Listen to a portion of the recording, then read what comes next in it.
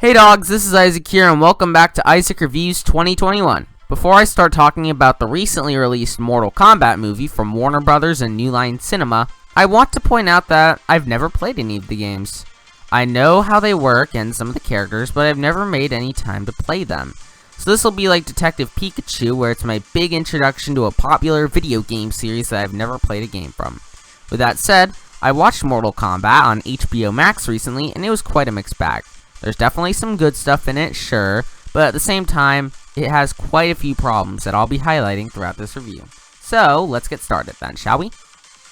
So in this movie, a mixed martial arts fighter named Cole discovers that he has a birthmark that basically acts as an invitation to an event called Mortal Kombat, where after he finds out about it, he has to team up with a sword fighter named Sonya Blade and a loudmouthed Australian redneck named Kano and some other characters they meet throughout the film, to go to a secret cave and train to discover the power they have within in order to stop both an assassin named Sub-Zero and some monsters from outside realms from killing them.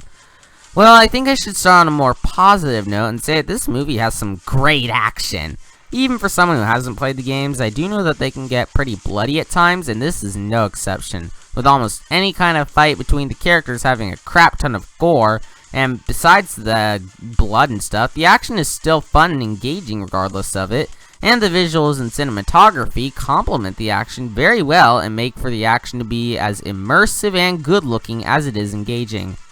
Oh, also, the soundtrack by Benjamin Wallfish is an absolute eargasm.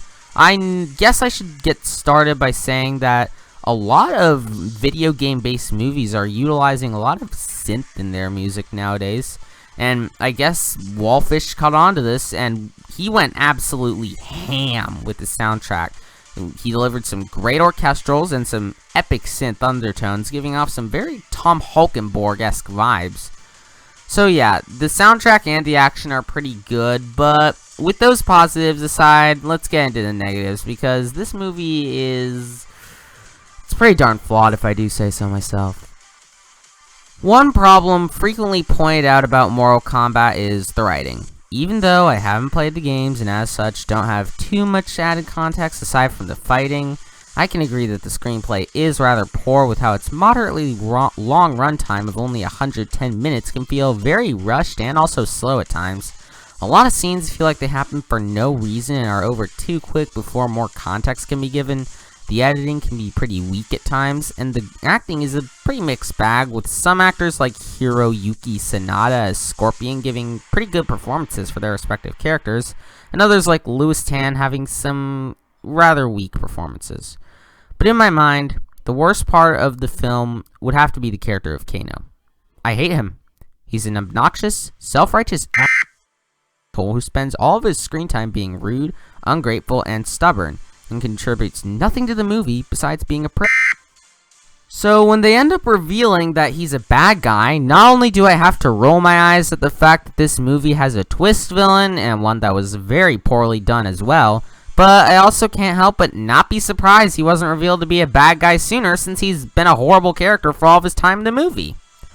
Oh, sorry, it looks like I kinda got carried away talking about a character in a movie that severely tampers with the experience. But then again, there's lots of characters across several movies that make the experience worse, even in good movies. So, it's not too surprising that I'd be the same way towards Kano. Let's just move on to the conclusion. Anyways, in conclusion, Mortal Kombat was okay. Was it anything great? No. The writing was weak and Kano was insufferable. But did it have some good things in it? Most definitely. The soundtrack was fantastic and the action was fun to watch.